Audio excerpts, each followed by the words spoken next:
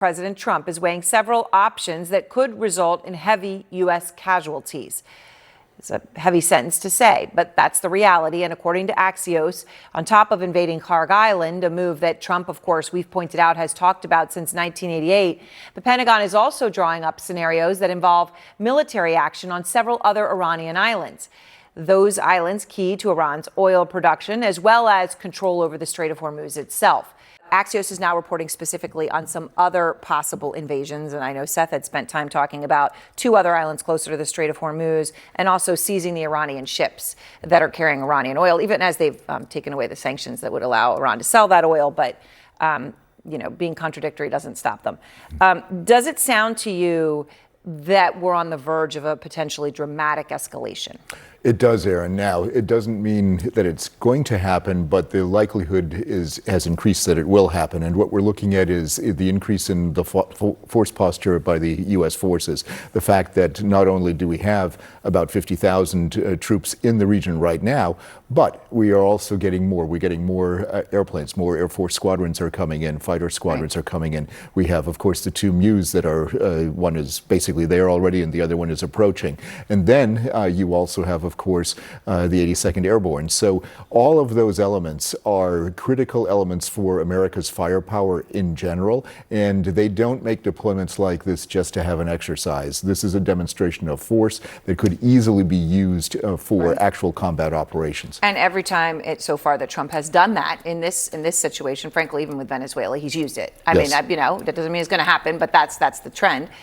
Seth, when we talk about Abu Musa and two other smaller islands, you had talked about those. Axios is now reporting that he is indeed looking at those. And you had already said that was possibly a very likely option because they're in the Strait as opposed to hundreds of miles north of the Strait, which is where Kharg Island lies. So if Abu Musa is the target, then what does that look like? Well, I think, Aaron, we've already seen partially what it looks like because what we've seen is U.S. aircraft striking a range of different targets on Abu Musa and several of those islands there. What that means is they're trying to target any air defense systems on there, stockpiles of weapons, any bunkers, communications centers, where if they do end up landing forces there, they're trying to limit the resistance that is faced. One thing that we have not seen a lot of is the bombing of those of airstrips in case they wanted to land aircraft like those runways a C-130 or C-17. So that all suggests the possibility of amphibious landings to seize those islands, which could be used both for defensive purposes if there were incoming strikes to target the any transits of the Strait of Hormuz, and offensive operations into Iran itself for strikes. And I know that, Colonel Leighton, you've said that the amount of warning time that troops on those islands would have from a missile from Iran could be as little as 10 seconds. That's right, so, depending on where the missile is and what type of missile. Which fits with what we're hearing the Pentagon is saying, that the scenarios they're looking at involve a very high level of potential casualties. A sobering moment, especially given some of the childish rhetoric that gets thrown around, right? We're talking about human lives. Trump reportedly considering an invasion of Larak Island, which lies in the narrowest part of the Strait of Hormuz and is key to Iran's control of the strait, part of the area that's now called Tehran's toll booth. The island is 49 square miles, very small, but it does host bunkers, attack craft that can blow up cargo ships, and radar technology that tracks activity in the strait. All of this Iranian military. Colonel Cedric Leighton is back with us at the Magic Wall. So, Colonel Leighton, we've talked a lot about Kharg. I know Seth's talked about Abu Musa, but Larak is also important. We've got it highlighted here. What would an invasion of Larak look like, especially in the context of what is already in the region and what Trump has coming in? Yeah, absolutely, Aaron. So just to orient people right here, this is where Larak is, right here at the mouth, basically, of the Strait of Hormuz if you're coming out this way. Abu Musa is here, and Kharg Island is right up here in the northern part of the Gulf. So when you look at Larak specifically, it is right in this area right here where they have a the area right here where you could really cut off anything that's going through the Strait. So this is a critical military target, or at least potentially a critical military target.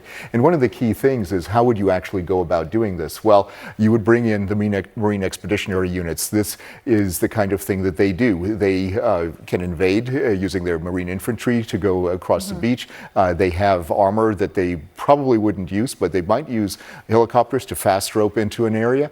And they would also be able to use some of their other things, such as the Ospreys, for example, that it can be both helicopter-like, as in this phase, or airplane-like. So it's a very versatile platform. And then, of course, you have combat vehicles that they can actually send in.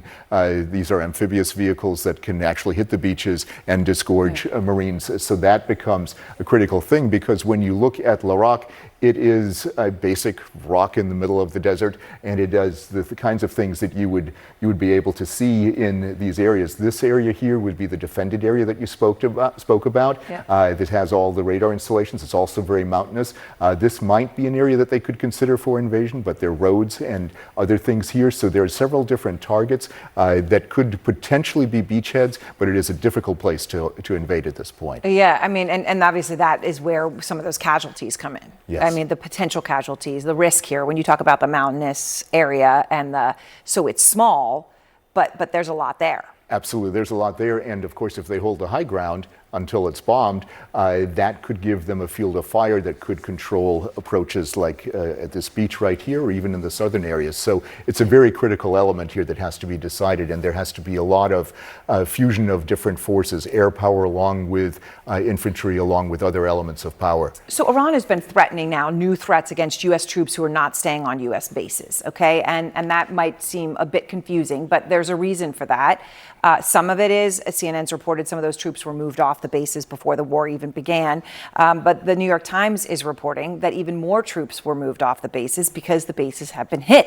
Yeah. And there has been meaningful damage. How much damage is Iran causing to the U.S. bases in the region? So this is pretty significant. These are the bases as we know them right now, and these are the bases that were actually struck by the Iranians. So that includes everything from Al Dhafra Air Base in the UAE, Al Udeid in Qatar, Prince Sultan Air Base, where we did have a casualty, a death near Riyadh, and I've been stationed there. And then, of course, at Port Shuaiba, where we had the mass casualty event with the Army National Guard soldiers. So this is a critical element right here. And of course, they also ended up attacking the area in Bahrain. So this is the Port Shuaiba strike. And what that really shows is that when you look at this area, this shows the vulnerability of each one of these. This is the Bahrain strike, where they knocked out a communications element here. And so these bases are particularly vulnerable because each of them have a unique mission set. And what they ended up doing was move a lot of personnel into office buildings, into